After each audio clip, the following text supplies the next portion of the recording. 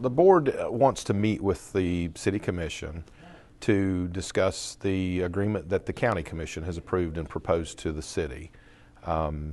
So we have plans to meet with them on this Thursday. The City Commission would like to have an executive session with our board for the purpose of having discussions with city attorneys regarding the proposed agreement and the alternatives in the event the city decides not to enter into the agreement, which obviously one alternative is litigation, and that's why the executive session is being called, is my understanding, is so that those discussions can be had.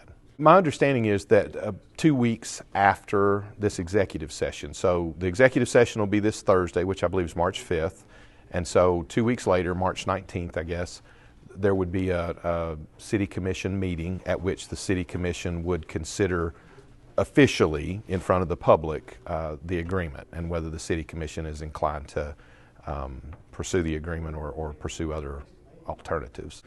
The board has not taken a formal position. We had a meeting last week where we had a conversation about it, and we had a conversation with the city manager, Pete Peterson, who was there. And the board is, there's great consensus on the board that we are not pleased with the agreement, particularly with the amount of money that's being provided back to the city. You know, they're proposing that we will receive $500,000 for, I think, 25 years, $500,000 a year for 25 years. It's about $12.5 million total in payments. But the amount of money that Johnson City should receive, when you consider all the projects that the county has entered into and not shared money back with the city, is closer to $30 to $40 million. So there's a significant shortfall there in what's being provided back to the city, and we believe that that's not fair, and that it's needs to be addressed in a way that's different than the proposed agreement.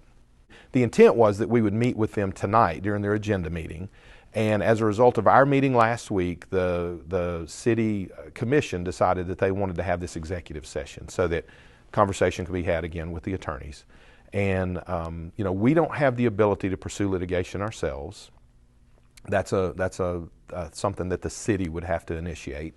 And so our board's position is, or I guess our function would be that we advise the city on what we think regarding the funding. The city is ultimately responsible for procuring the funding for us.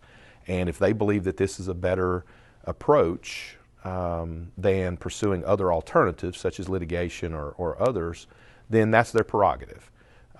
I think our board wants to have assurances, though, that capital funding will still be available to Johnson City Schools if the city chooses to go the route of agreeing with this proposed arrangement that the county has sent over.